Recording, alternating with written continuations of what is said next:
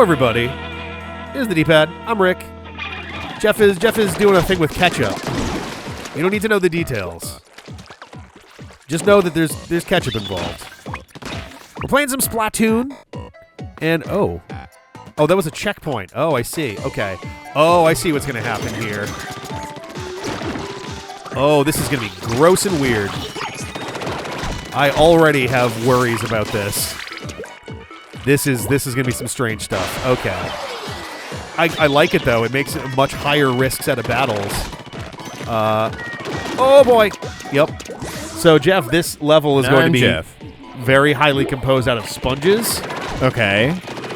Oh, and a lot of enemies. The skeet sponges. We already did a thing where there were a bunch of sponges. Really?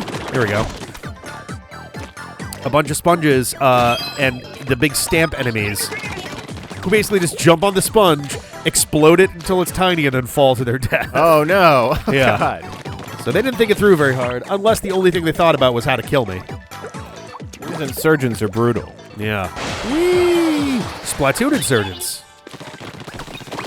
It's my favorite Splatoon fan game. It's dark and edgy because Pokemon isn't. Oh, God. Oh, I see what we're doing here. Oh, I was supposed to use it on the other thing, but that's okay. Oh, fuck. Oh, they become unturgid. Stop it. Oh, I hate you. Oh, boy. Okay. We're okay. Please. We're okay. Stop absorbing the turgidness of my... No. It seems that it can never get smaller than a certain size. Oh, so it can get very small. I'm just also hitting it, which is helping. I was definitely supposed to use the thing to rush out here. Yep. Oh. That's the ticket. Ticket for what? A ticket to ride on the sea. Pad. For the SSN. Oh, good. That'll never crash. Surely nothing will go wrong. I love that in the games, the SSN is like just a fucking boat. Doesn't matter at all. But the anime was like, hey, what if we make an oblique reference to the Poseidon Adventure, a movie 0% of our target audience has ever seen. Even their parents don't remember it that well. Yeah. Even though what is very funny, the Poseidon Adventure gets remade at least once every, 5 years. Mm-hmm. Legitimately, there are so many... There was a thing that I was debating doing for a while, and I'm only saying this because I feel like the odds of me actually doing this are very low. Just thinking through, different, video ideas that I could do that are, review-based, that are oh, that'd be kind of fun sometime. And one of them was, what if I looked at movies that whose writer or director remade their own movie later? It's a movie remake by the same people. I was thinking a series on, a comparison of all the movies that retell the same story. Oh, yeah. That would also be one that would... Well, it turns out the Poseidon Adventure is, I believe, one of the ones where someone directed the Poseidon Adventure in, the 50s and then did another one in the 70s and even had some of the cast return. Oh, fascinating. Actually, just a do-over of the movie. A little bit, yeah. And while looking at that, it's the Poseidon Adventure. I think that person also made a third Poseidon Adventure-based thing at some point. God. How many submarine movies do you need? Well, it's not a submarine though. I think the idea is it's like a cruise ship, isn't it? I don't know. I don't know if I've ever actually seen the Poseidon Adventure. Yeah, I believe the idea is the Poseidon Adventure is a luxury liner of some kind, or just a fancy ship, and it hits a storm or something, and it essentially gets flipped upside down. And what few survivors there are need to essentially find a way off the ship. Trapped upside down. Yeah. Gotcha. Which, again, literally is the plot of the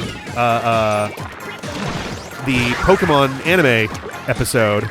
Because the Saint Anne, as it's known in the TV show, gets into a storm, flips upside down, and everyone has to escape, including Team Rocket. Pretty brutal for Pokemon. I want to say that might be the first episode that actually ingratiates Team Rocket to Ash's folks. They reluctantly all have to work together. They can have their it moment aside of like, for they're long not that enough bad, I to guess. escape from Yeah.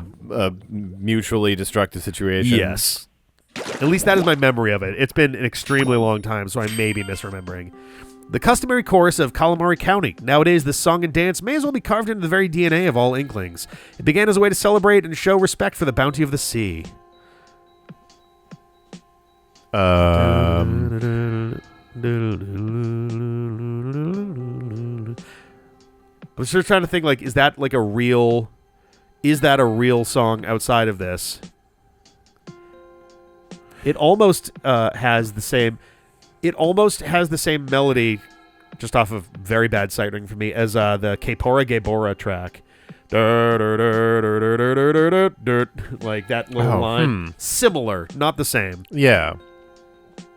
I mean, I can only imagine that if you went on YouTube and searched for 𝘾𝙃𝙼𝙋𝙀𝙀 County song, somebody will have. Yeah, oh, for sure. If this isn't just cheap Literally, music from actually a track in the game. Here, I'll throw it on. I've got, I used to do MIDI arrangement software. stuff. This would be easy enough to do. So here's a quick sample of that.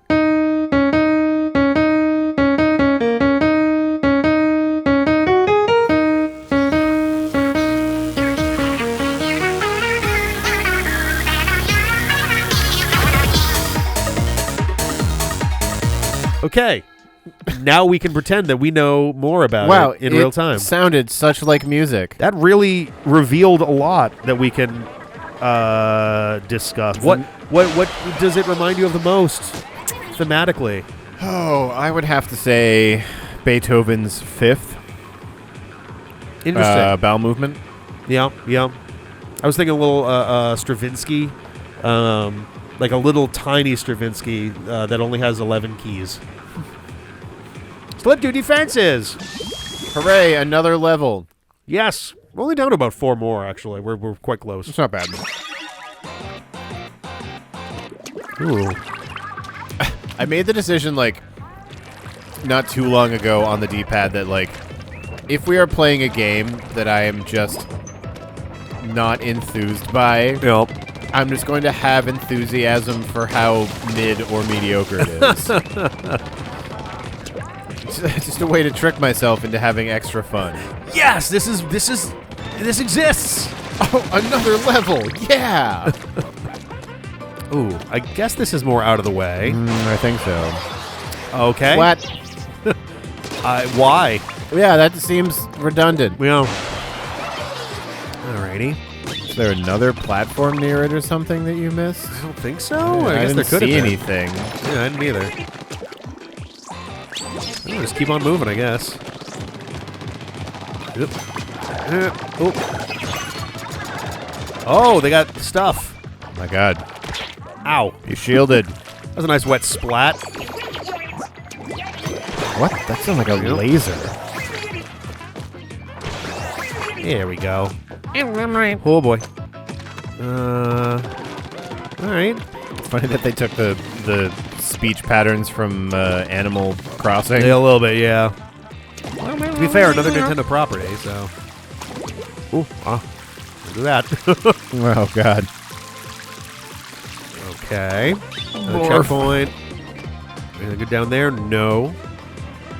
Oh, I guess we're just going under for this one.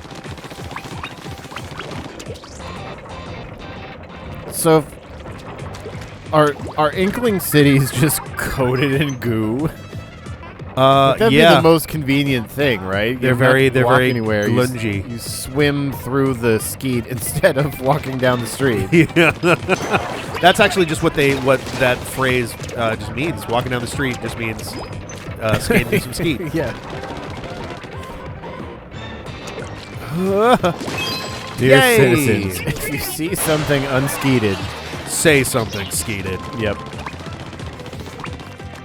Got your $1. All right. Well, hey, we got our secret thing, so that's good. Oh boy. We lived. Oh, it's fine. Hoop. Oh. There we go. Oh, the disgusting inferior race almost got us. Good thing that we blew them away with our superior technology. Surely we will see the light of heaven. Leave no child alive. It's a very controversial initiative, but... No child left alive. Teachers were less enthused about that one. Yeah, they had a few things to say, but fortunately... Well, for some students, it was a different story, but... All right, let's see. Can I just, like... No? Okay, cool. Just wanted to make sure that everything was the worst. All right, let's get up here. Oh, wait, is this maximally unfun? Yes. Okay, great. Oh, we're just gonna hang out. Just hanging out. The, like, orifice that you create when you swim around is so strange. Good thing the music shut up for this. I think because they're underwater. Under ink. We're under ink. Oh. Okay. Wee. Boink. Oh, boy. Final checkpoint looks pretty long. Yeah. When you say that, but actually one of my favorite things in video games is when the music becomes, like, hushed and compressed when you're underwater. It's a fun little diegetic kind of... Oh, what are you doing? Whoopie-doop-doo. We're not going to win the waste war like this. Win the waste war? Yeah, WWW. That's the internet is, right? Ooh. No, that was... I guess this is still the ooh-woo. I want to win the waste war. Oh, God.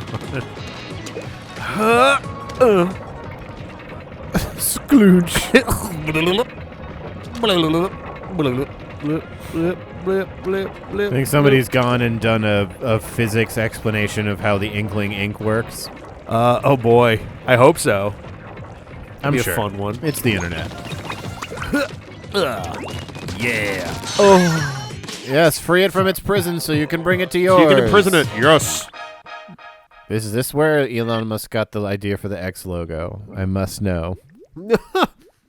From enslaving Zapfish? Yeah, well, possible. maybe he was a huge fan of Splatoon. Oh my God, Rick. Yep. You well, here, give us a little lore, and then I will Okay. tell my story. Why are and we do my here? thing. For what purpose do we exist? We must not dwell on these questions. We can merely trust in the will. I'm sorry, I've got food in my mouth, so I can't even. Hang on. Fuck is. So I was like, oh, I can do a nice low thing, and it'll increase the volume. And as I'm doing it, I'm like hearing my mouth, and I'm like, no. It's fine. It fits in with the aesthetic of the game. Everything's splorch. We can merely trust in the will of the universe and spend our days and nights in harmony with the world, celebrating this festival called life. Fax me at 314-683-5123, and I will... Oh, that's a telephone. Yeah, it is.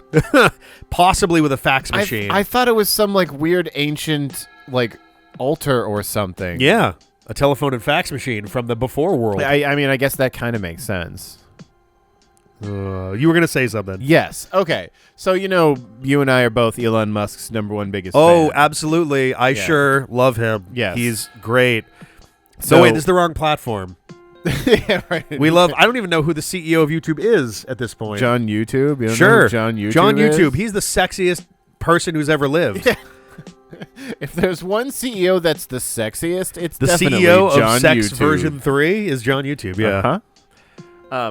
Yeah.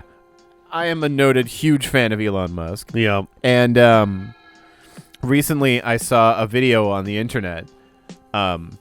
Occasionally Elon Musk will go onto Twitter Live from his computer and show himself playing games. And Elon Musk claimed to be... Yeah, I heard about this. Yeah, he claimed he back in the day he claimed become to be the #1 Destiny player or whatever. Yeah, or some shit. I'm in the top 10 of Diablo 4. Yo, that's what it was. Yeah, And yeah. He showed off Absolute his character. complete horseshit. Yes, Like, well, obviously. At the time, it was just like, okay, Elon, whatever. And he was claiming that he was #1 God Gamer, hardcore mode, intense guy. Which, like, man, that's sad if you do that as just a regular person. It's infinite. Damn. that just I was hoping I needs could to kill grab you. it and go. Yeah. Infinitely sadder as someone like him with literally all of the money and time in the world. Yes, he bought Twitter, and he spends his time on his own website telling people he's cracked at Diablo 4. Yeah.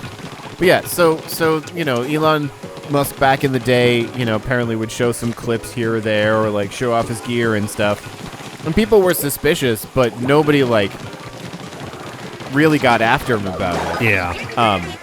Then recently, just earlier this last week, I believe, Elon Musk goes live on Twitter to show everyone how he's like the number 8 top-ranked Path of Exile 2 player in the world. And throughout the course of the video, it becomes painfully and cringe. Oh, the whole thing was cringe the whole time. Yes. But continue. But it is so, like, spine-crackingly cringe that it becomes obvious that he pays somebody to boost and farm gear and manage his account. I was going to say, if there's anyone out there who doesn't believe that he offered like $1 million to someone to do this for them and keep their mouth shut, you're out of your fucking mind. Oh, yeah. I mean, the thing is, there were so many, like, what? If nobody knows what Path of Exile is, or PoE2 or anything in the audience, it's a game that's quite a bit like Diablo. Whoa! And there's a hardcore mode, which means if you die, your character is gone.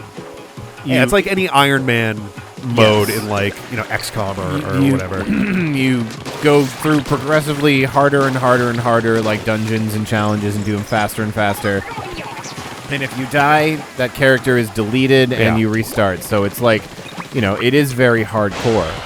But Elon Musk has like gotten his character all the way up to like level 97 or something. Let's use the right term. Someone has gotten Elon Musk's character up to... Correct. He presented it such that he was the one who actually, ran the account himself. But then on this Twitter live, he goes live and he can't figure out like how to actually use maps. I was gonna say, like, the stupidest imaginable thing he could do is go live at all.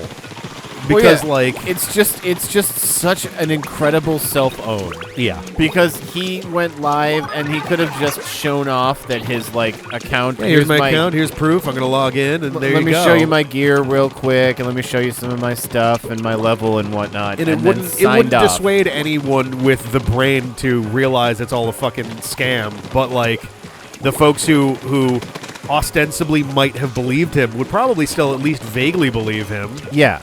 But the second you go on and you're like, okay, so how do I pause again? Is like, what?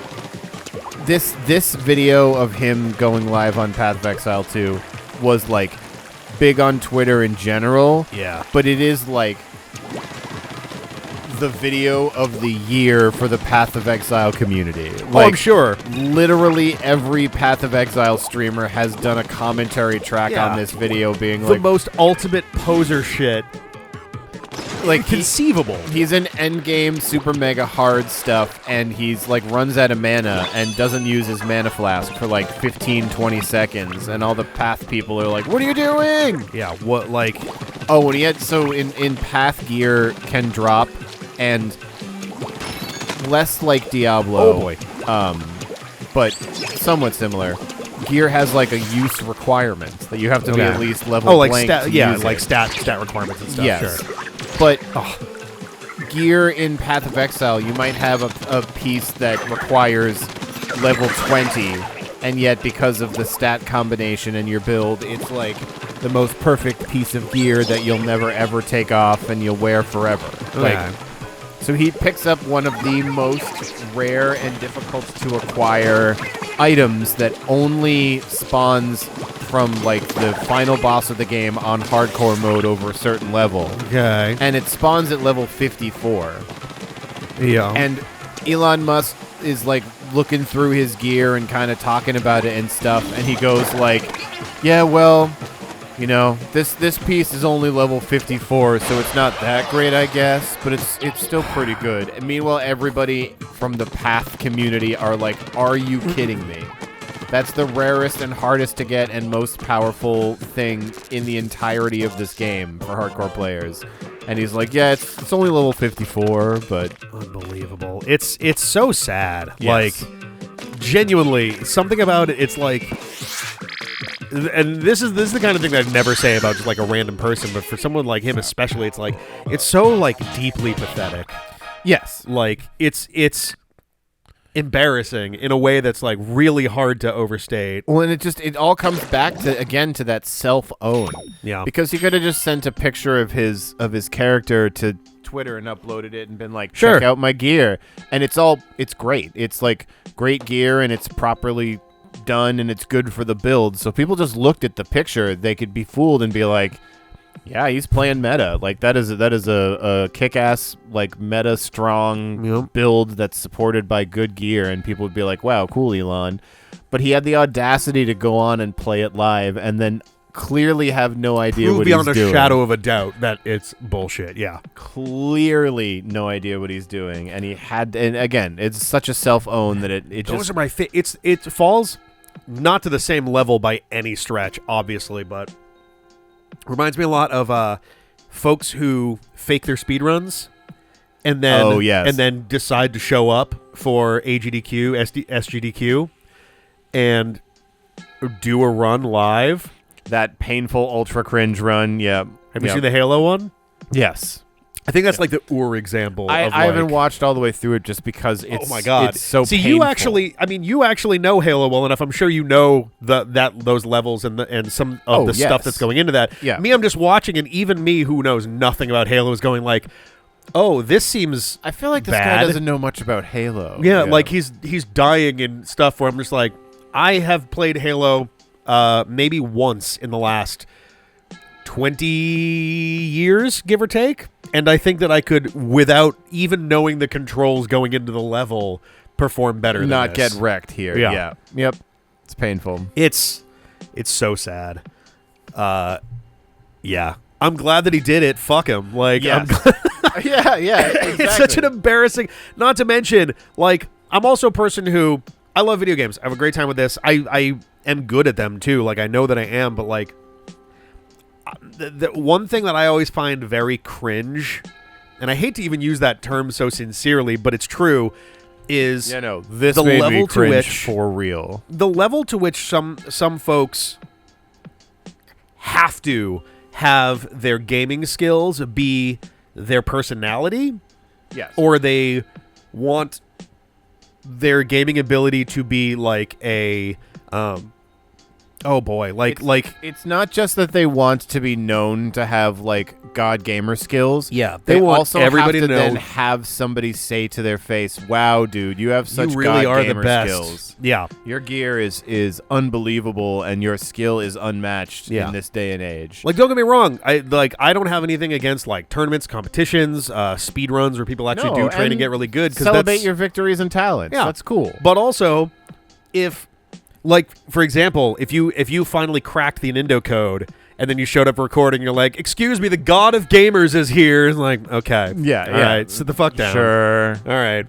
Like, it's so weird how and like some of it might come from like some people just don't know how to check their own ego with stuff, because there are times I've pulled off stuff where I'm like, holy shit, I can't believe I just did that. Yeah. That was awesome. That was cool. But then like, all right, cool, the moment is over. We captured it on video, maybe. That's fun. Yeah. And now we're moving on. Right. Like, but I could come in here and be like, I am a god gamer, and you could be like, all right, whatever. Okay, there's man. that. But then there's also like me coming in and being, I am a god gamer, and you being like, whatever, and then me being like, no, you need to acknowledge my skills right now. I'm to the my best, face. and you need to tell me that, and I need to believe it. Like, subscribe, and leave a comment below telling me how good I am at this. Yeah. And he just needs that, like... It's so weird. It's so weird. I think some people... I mean, obviously, this big shocker. Some people have a big ego and don't know how to handle themselves socially.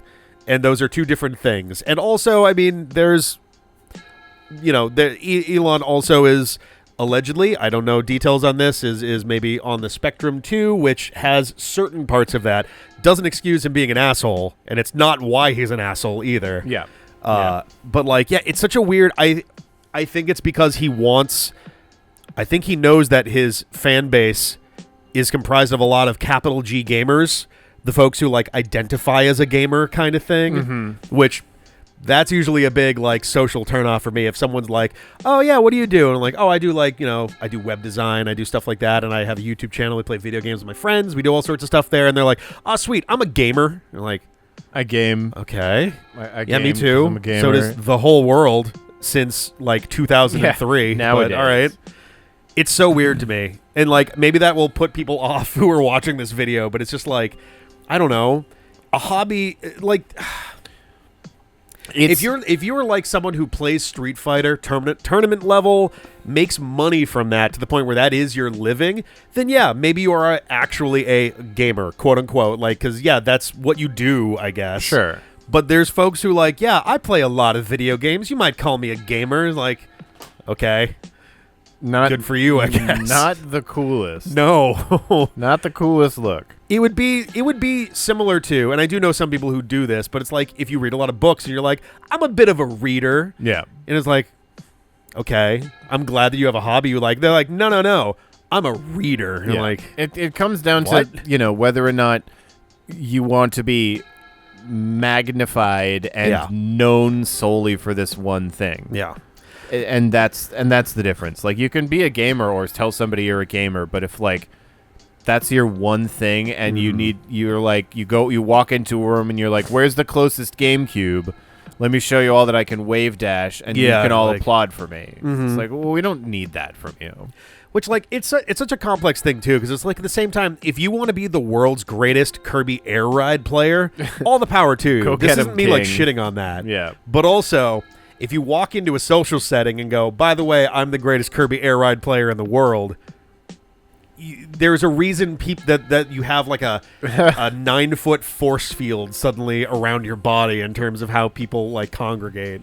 Like, it's so weird and embarrassing to me, just because it's like, I get a lot of social anxiety, especially in big groups and stuff. Like, I tend to be the one who hangs out in the background, because I also like hearing other people talk and telling stories and just kind of vibing and all that. So like, there's a part of me too that like, in an in-person social setting, boy, do I hate being at the center of attention. I hate it. Sure, on occasion. It's a little different. There's a nice buffer with YouTube where I can have fun and kind of let loose a little bit. Yeah. And like, the idea is it's me and you and whoever else, and we're telling stories, and everyone's here for us. And like, that's cool. But like, in an in-person thing, I mean, we hung out with a couple people at PAX 2020, 2019. Maybe 2018, whatever year it was there that you and I both tried streaming from there. I think it might have been 2020. Oh yeah, it could have been. We hung out with a couple folks. Like Zim was there. Like, there were a few folks that were there, and like, I'm sure that the folks that we met in person probably noticed, at least for me. I think you are a little bit more of a social butterfly than I. Not like a million times, but like, I think in the general scale, right? Yes. I'm sure they noticed that I was a little more like laid back and kind of like, hey, yeah, all right, cool. Yeah, and it becomes very obvious. You can sound personal behind a microphone, but an actual social interaction is a very different thing. I mean, I used to, sing and do a lot of stuff on stage and do musicals and stuff, and you're the full-on center of attention, but like, I kind of like dissociate from myself when I'm on stage. I did the I'm same not thing. thinking about it at all. It's not like, oh, hooray, everyone's paying attention to me. I'm just like blacked out in my own head. Yep, I did a lot of acting back in college with like the theater department that we had, and like, I felt pretty like there's stage fright in terms of I'm gonna go perform, but when I'm in the role, I'm not really thinking about, all right, oh boy, I hope they like the words I say. At that point, I'm more like, I gotta remember all of my shit, so I need to fully. I hope I don't fuck up. It's an animated 8-frame pixel background from NHL '94. That's all these people are right now. Like, I need to fucking remember my shit so I don't fuck up everybody else's, stuff. Faceless people. What a huge tale to this episode, by the way. Yes, I had to mention it. No, it's so funny and embarrassing because it's a perfectly deeply satisfying. Yeah, such a deserved self-own. Yes. Like, holy shit, that's so fucking embarrassing. Like, I always hesitate somewhat, like getting aggressive or calling people out, or like, watching a failure and being like, hooray. But when somebody self-owns like that, it's just satisfying. When someone, like, it's a self-own, and on top of that, when it's so revelatory of someone being a complete hack fraud, it's like, oh, this was so deserved. Yes. Like, it's the liar revealed, the most overused trope in movies. Except when it happens in real life, it's so much juicier because it's like, ooh, people usually are smart enough to not let this happen to them. To not actually do this in real life. Yeah, people usually, it's in movies so much that most people go, oh, that'd be really embarrassing if it happened to me. This is like that embarrassing cringe movie trope. Yep. Except it happens in real life, and it's so delectable when it happens to someone. Yeah. So if you happen to be a Path of Exile fan out there, go and watch the video because you'll see it within 30 seconds that it's clear that he, like, doesn't really play the game. Yeah. What a stupid fucking... What a pointless-ass fucking thing to lie what about. What a chud. It's so embarrassing. Anyway, though academic circles warn...